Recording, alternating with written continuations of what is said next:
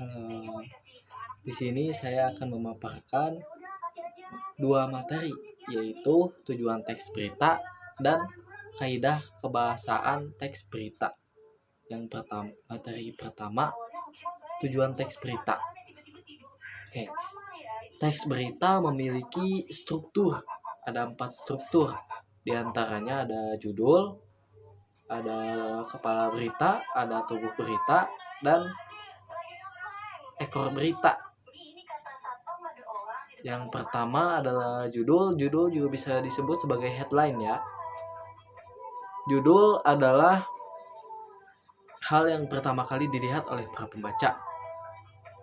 Judul dapat menarik perhatian pembaca, namun bukan itu saja fungsinya. Judul ada beberapa unsur penting di dalamnya. Meskipun pendek, tapi unsur penting itu ada 4 di dalam satu kalimat tersebut. Di antaranya ada apa, unsur kapan, siapa, dan di mana. Contohnya adalah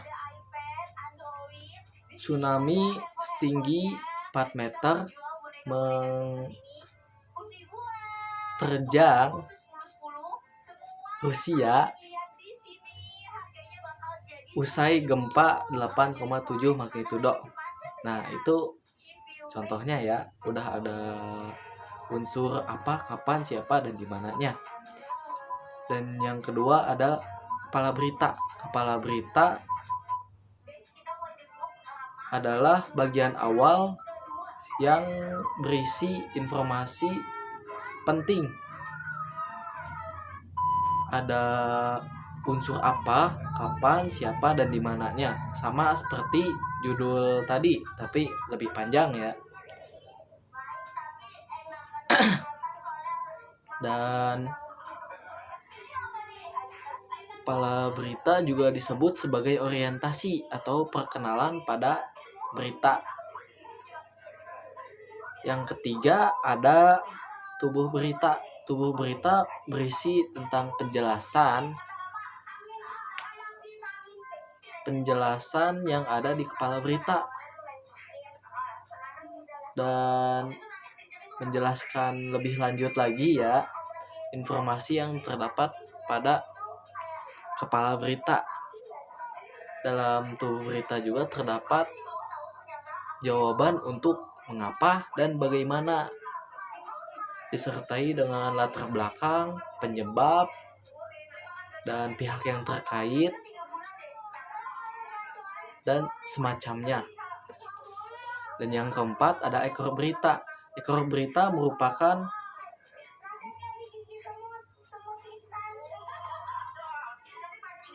tambahan informasi.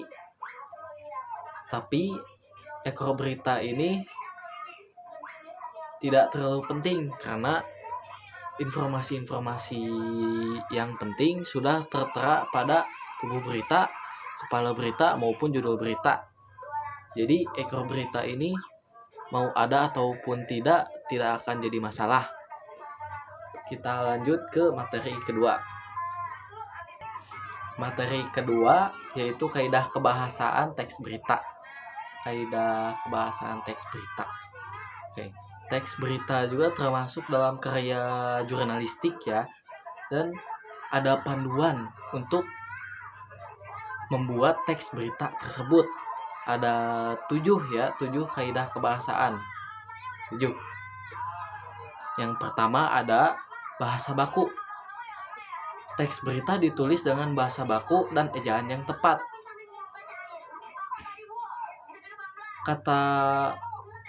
Kata bahasa baku dan eja-eja tersebut dapat dicari di EYD atau ejaan yang disesuaikan ataupun di KBBI, Kamus Besar Bahasa Indonesia. Yang kedua ada kata kerja mental. Kata kerja mental atau verb mental itu kata-kata yang menggambarkan perasaan ataupun hal-hal yang tidak bisa diamati oleh fisik seperti ya perasaan, pemikiran atau kekhawatiran seperti itu. Yang ketiga ada konjungsi temporal.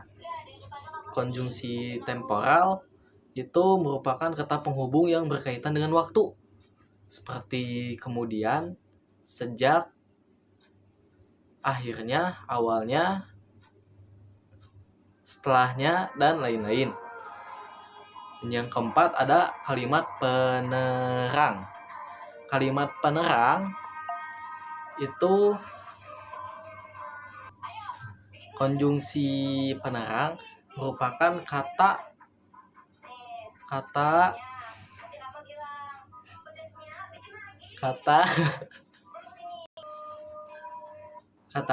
yang menerangkan pernyataan sebelumnya. Lalu biasanya kalimat penerang ini konjungsi penerang ini menggunakan kalimat langsung ataupun tidak langsung. Contohnya kurang lebih seperti Kepala BPNB mengatakan bahwa warga sudah bisa kembali ke rumah karena banjir telah surut. Seperti itulah ya. Yang kelima adalah kalimat langsung. Ketika wartawan meliput berita, keterangan dari narasumber itu didapat secara langsung kan, dan wartawan merangkai kata-kata tersebut dengan beragam jenis kata atau kalimat. Salah satunya kalimat langsung. Nah, kalimat langsung ini adalah kalimat yang menyatakan hal yang sebenarnya, tidak menambahkan maupun mengurangi ujaran tersebut. Contohnya seperti cuaca hari ini agak ekstrim. Seperti itu. Dan yang terakhir 7 ya, ada kalimat denotatif. Kalimat denotatif adalah hal yang penting pada teks berita karena menyampaikan makna yang sebenarnya dan bukan kata kias saja. Mungkin sekian dari penjelasan materi saya. Mohon maaf bila banyak terbata-bata salahnya atau apapun itu. Bye bye.